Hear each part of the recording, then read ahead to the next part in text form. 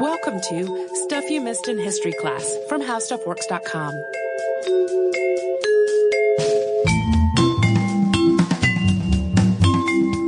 Hello and welcome to the podcast. I'm Tracy V. Wilson. And I'm Holly Fry. Once you have read some of Edward Gorey's books, it is almost impossible to mistake his work for anyone else's unless maybe they are intentionally working in the style of Edward Gorey. His black and white pen and ink illustrations look almost like engravings. They're just full of hatching and cross-hatching. The words are lettered by hand, and the stories a lot of times unfold through either rhyming couplets or limericks or some other verse. The plots a lot of times end really ambiguously, or they never resolve at all. It's this gloomy, foreboding, typically Edwardian world that's populated by bats and cats and odd creatures and grown-ups who are usually in very glamorous clothing, and a lot of children who somehow come to harm. In one of his most well-known books, which is an alphabet book called The Gashly Crumb Tinies, M is for Maud, who was swept out to sea. N is for Neville, who died of ennui. The other tinies are assaulted by bears. They're sucked dry by leeches. They're run through with awls. It's all very darkly whimsical. So if you don't know much about Edward Gorey's life, you might imagine the person who did this to be a dour Englishman with the peak of his career, maybe sometime in the 1920s or 30s, whose own childhood was marked with a series of tragic deaths. But Edward Gorey was none of those things. No, he's delightful. He's who we're going to talk about today. Edward Gorey, nicknamed Ted, was born Edward St. John Gorey on February 22nd, 1925, in Chicago, Illinois. He was the only child of Edward Leo Gorey and Helen Garvey, who divorced when he was 11. His father later remarried singer and guitarist Karina Mura, who was most well known for being the guitar player at Rick's Café Américain in the movie Casablanca. Gorey's parents remarried one another in 1952. Already it's kind of whimsical and kooky. I know. The family had predominantly Irish roots, with ancestors on both sides immigrating to the United States in the mid to late 19th century. Although his father was Roman Catholic and his mother was Episcopalian, Gorey himself wasn't particularly religious, and later on in his life he would say that if he was anything, he was a Taoist. He was also quite precocious, and he started drawing before he was even 2 years old. His oldest surviving drawing, called The Sausage Train, is of the trains that passed by his grandparents' house in Chicago, and he drew that when he was about 18 months old. And this is full of oblong shapes that are recognizably trains, but they were also very definitely drawn by a small child, so it's not like he just whipped out realistic drawings and people went, Wunderkind! No, it is startlingly adept for an 18-month-old, but still obviously a child's drawing. By 3, Edward Gorey had taught himself to read, and by 5 or 6, sometimes he would say 7 in interviews, it varied a little bit, he had read 2 books whose influence on his own work is really obvious, Alice in Wonderland and Dracula. So if you ever read an Edward Gorey book and said, man, this is like if Alice in Wonderland had a baby with Dracula. You were exactly right. That was right. And although Gorey described his upbringing as very ordinary Midwestern childhood, in reality he moved around a lot. By the time he left for college, he had had at least 12 different addresses, including staying with relatives in Florida for a brief stretch after his parents' divorce. He was overall a good student, and he was bright enough that he skipped first grade. But sometimes, after changing schools, his work would waver a little as he adjusted to a new environment. By 8th grade, Gorey was drawing illustrations for the school yearbook, as well as participating in typing club, art club, Shakespeare club, and glee club, along with serving as assembly president. He also, sometime in those years, learned to play the piano. The most stable period of Gorey's education before college was when he was at Chicago's Francis W. Parker School. He enrolled there in the 9th grade, and he graduated on June 5th, 1942. And while there, he was clearly interested in art, hanging out with a clique of other artistically inclined students and participating in his first school art show in 1939. Reportedly, his senior yearbook had no photo of him, but a blank spot where he'd draw himself in when people asked. Gorey was offered several college scholarships when he graduated from high school, but World War II was underway by the time he got out of school, and he was drafted into the United States Army. He was only able to take a couple of classes at the Art Institute of Chicago before reporting for duty. From 1943 until after the end of the war, he served stateside as a clerk, spending most of those years at Dugway Proving Grounds in Utah. This was a testing ground for biological and chemical weapons and their countermeasures. Gorey did not talk a whole lot about his World War II service, although when it did come up in interviews, he virtually always mentioned the Dugway sheep incident, which took place much later.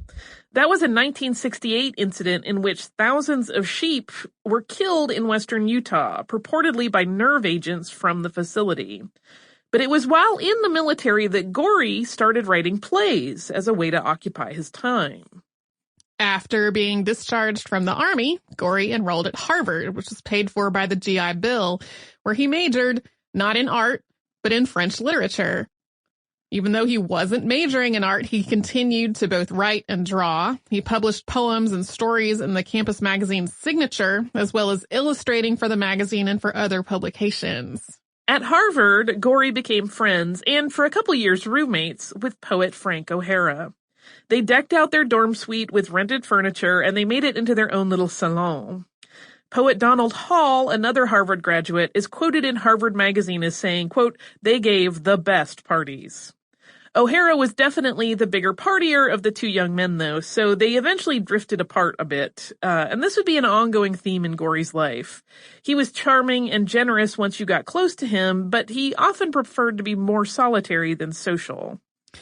Gorey graduated from Harvard in 1950, and he stayed in Cambridge, Massachusetts for a couple of years after that, working in bookstores and helping to start the Poets Theater. The Poets Theater's founders and original members were all students or recent graduates from Harvard, including Allison Lurie, John Ashbery, and Donald Hall. They would stage their own and revival works of poetic drama. Even though he had been writing poems since high school and plays since his time in the Army, a lot of Gorey's work with the Poets Theater was more as an artist and a designer for both the stage and the production's programs and promotional materials. You can still see scans of old programs that he drew in these years immediately after he graduated. Gorey stayed in Massachusetts for a couple of years, mainly working part-time in bookstores, before he made the move to New York City, and that marked a huge shift in his life and career, and we're going to talk about that more after we pause for a sponsor break.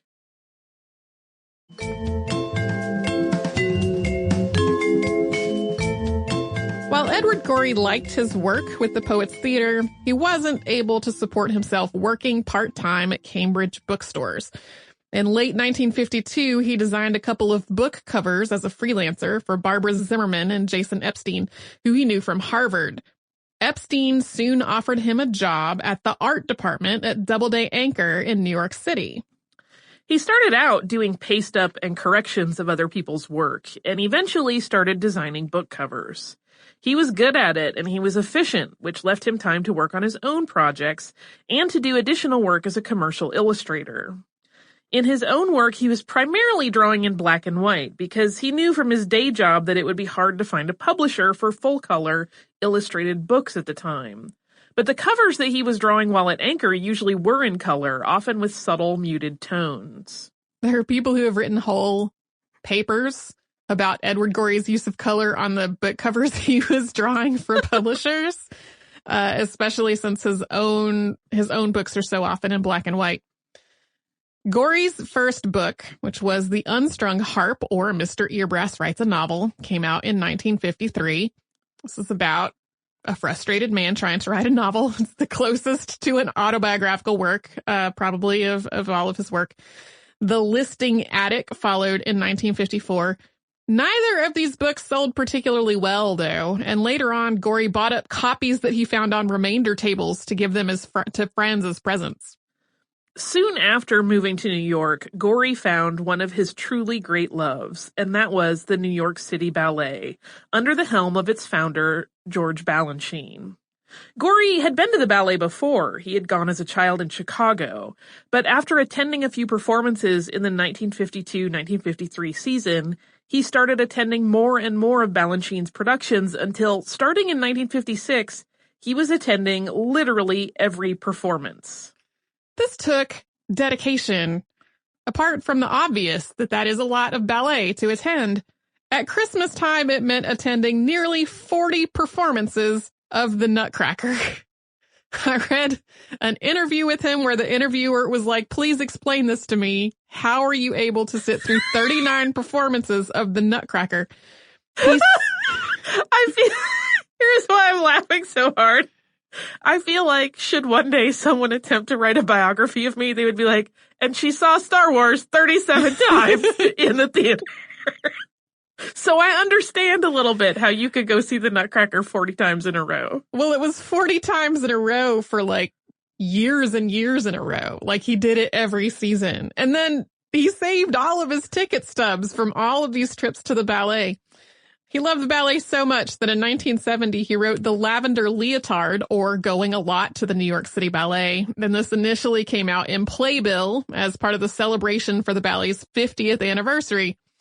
When The Lavender Leotard came out as its own standalone book, Edward Gorey hand-painted covers for its first-run edition because the printer had not been able to match the exact right shade of lavender. This is how dedicated he was to the New York City Ballet. I love him so much. Gorey wrote one other book explicitly about ballet during his career, The Gilded Bat, which came out in 1966. But the influence of ballet is clear in his other works as well. The people he draws often have turned-out toes, elongated, extended poses, and even when something terrible is happening to them, a sort of graceful presence on the page. On nights when Gorey wasn't going to the New York City Ballet, he was often at the opera or the movies, and he became a very recognizable presence around New York City. He typically wore a full-length fur coat over jeans, a shirt, and Converse sneakers, and he wore a lot of very heavy jewelry, especially rings, a lot of which was made out of iron or brass. He was a very recognizable person. So if you want to throw together a fun Halloween costume, go as Edward Gorey. It's a pretty easy one to put together, and it's kind of nerdy and cool. He also started accumulating the books that would eventually grow into his own personal library during this time. He loved to read, and he tended to come back home with a book anytime he left the house. A particular favorite was Agatha Christie, who he had been reading and rereading since childhood. He also loved Jane Austen, describing her as his idol. Another favorite was Anthony Trollope, although he did not revisit Trollope's work very much as he got older. He also loved poetry, particularly the work of W.H. Auden. He did not love everything he read, though, and he was very candid about authors and actors and anyone else that he did not particularly like. So he made no secret of the fact that he despised nearly everything by Henry James. In spite of the fact that he had drawn the cover art for some of Henry James's books, there is a little sign in the Edward Gorey house today that says, please no Henry James in the Edward Gorey house. I love it so much. Gorey's New York City apartment also became home to a number of cats, many of them named after characters in Murasaki Shikibu's 11th century Japanese novel, The Tale of Genji, another lifelong favorite work of literature. Throughout this time in New York City, Gorey was writing and illustrating his own books. Even though most people remember him for his art, he really thought of himself as a writer first. With every line, he would think, can this make a drawing? But he didn't actually start illustrating until he was satisfied with the words. And he revised as he went. He would get one sentence exactly right before he moved on to the next one. In 1957, Doubleday published Gorey's The Doubtful Guest, which carries a lot of the hallmarks of his later work. A peculiar guest who looks a little like a penguin shows up at a mansion inhabited by a family that looks somewhere between Victorian and Edwardian. Whatever it is, the guest is ill-mannered and weird, and it has been bothering the family for 17 years at the end of the book. The very strange The Object Lesson came out a year later.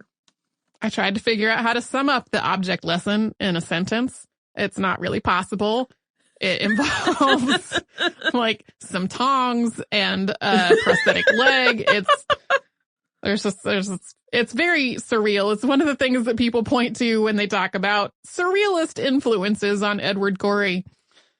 So in 1959, The Doubtful Guest caught the eye of Edmund Wilson. He wrote about it in an article called The Albums of Edward Gorey in the December issue of The New Yorker.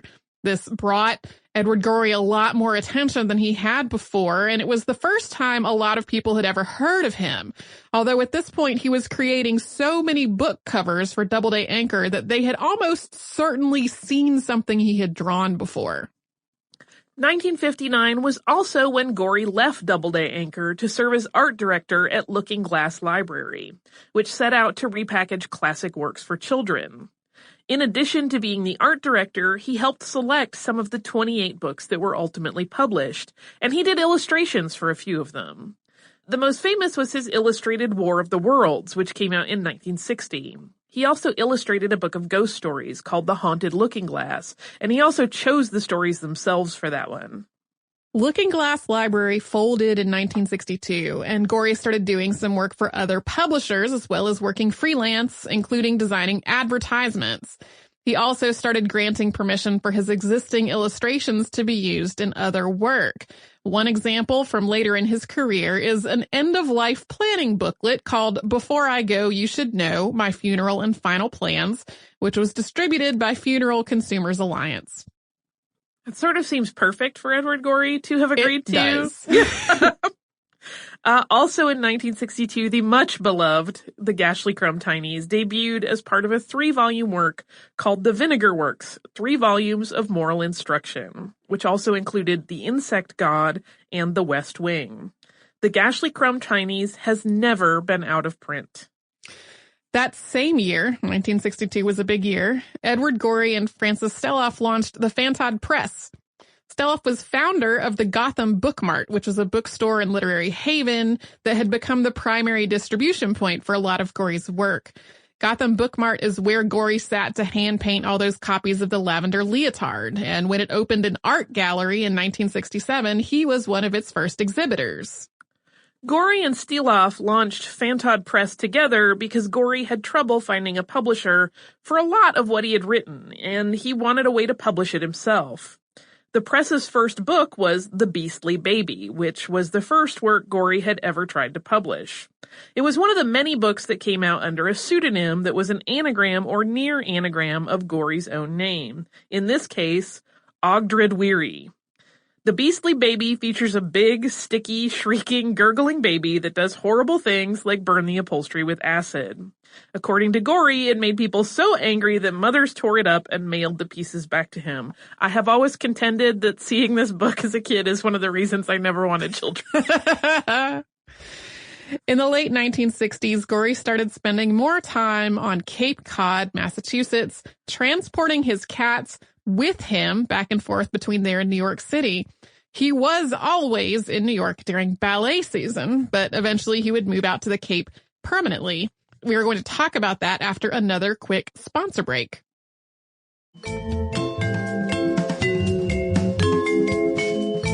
Edward Gorey had relatives who lived on Cape Cod, so he had visited there from time to time over the years.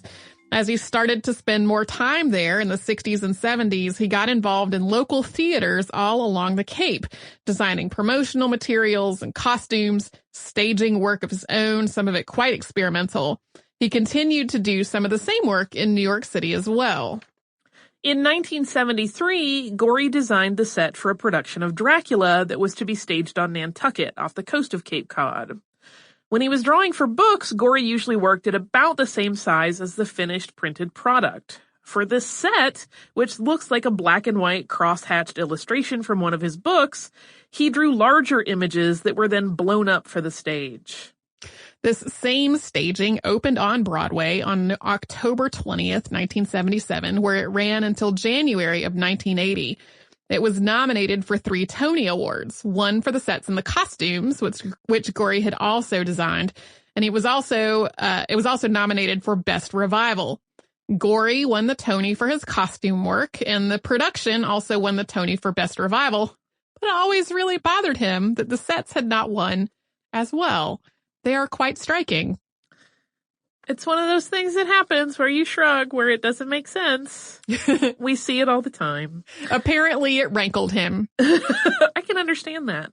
A musical adaptation of Gorey's own work, Gorey Stories, appeared on Broadway in 1978 after getting its start at the University of Kentucky. And Gorey adored this production, which had a brief run off Broadway in January and February, along with 16 previews.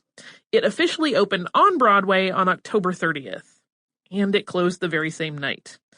The New York Times and Daily News had been on strike for months, and it just had not gotten much publicity. There are, of course, other stagings of Gorey's work or plays he was related with, but Dracula on Broadway and Gorey Stories are the two Broadway productions. Gorey spent more and more time on Cape Cod in the late 1970s and early 1980s. He started easing up on his patronage of the New York City Ballet as George Balanchine started passing some of his leadership onto his successors.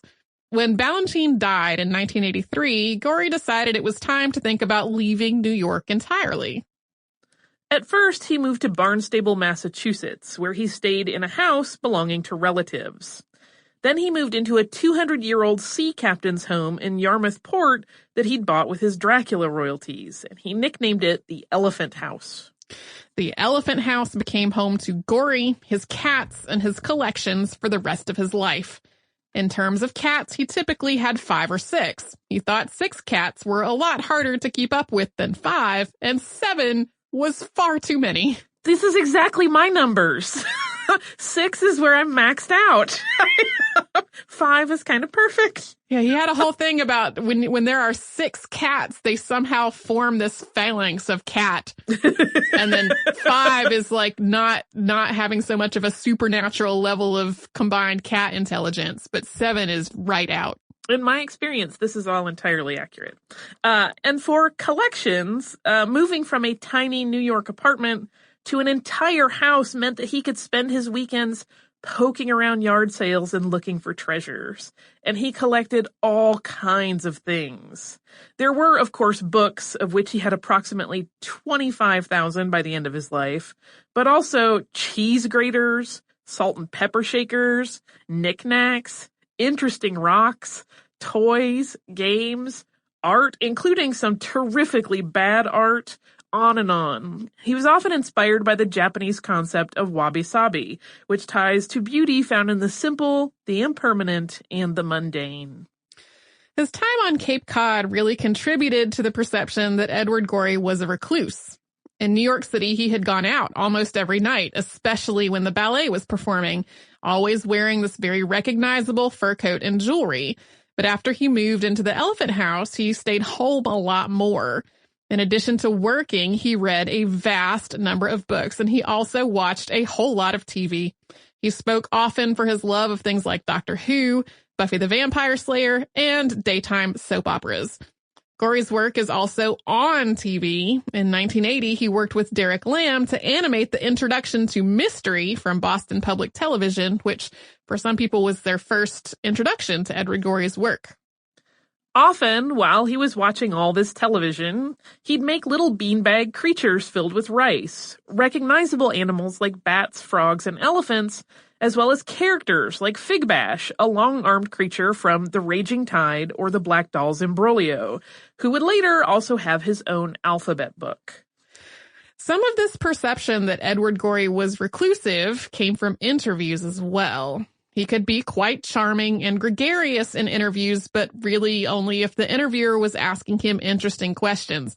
If you sat down with Edward Gorey with a list of boring, predictable, obvious questions, you might get a bunch of one-word or evasive answers in response, especially if other interviewers before you had already asked those same boring, predictable, obvious things.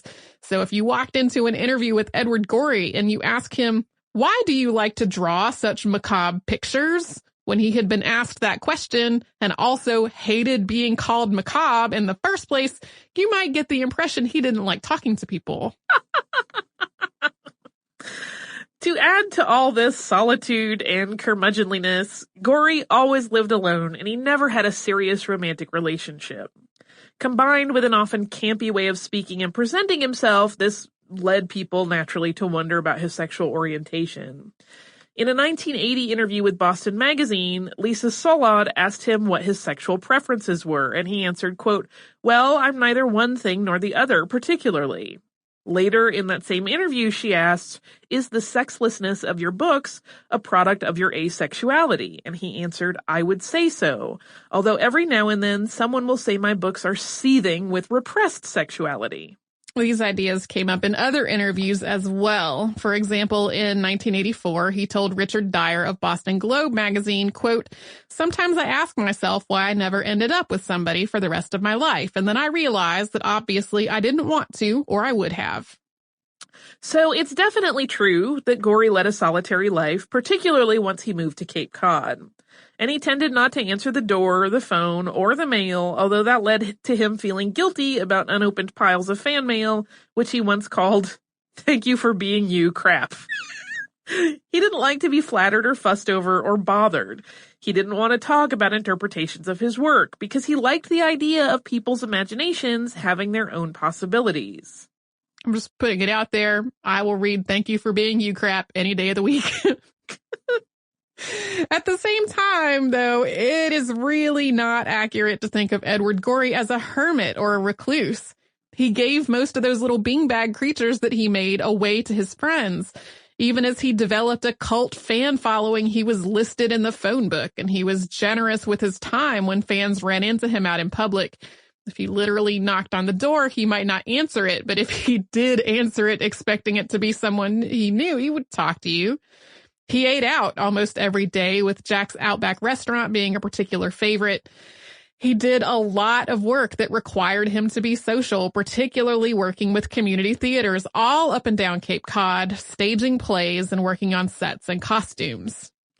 Edward Gorey wrote and published books continually from 1953 all the way to the end of his life.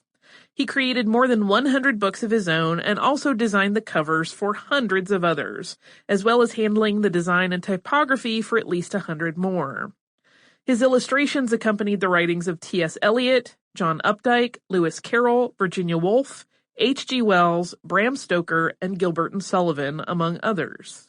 My introduction to T.S. Eliot was actually an edition of Old Possum's Book of Practical Cats, illustrated by Edward Gorey, which Edward Gorey's cats are a lot friendlier and goofier than maybe anything else that he drew. Like, they often have these big doofy smiles on their faces and they look really loungy and cuddly.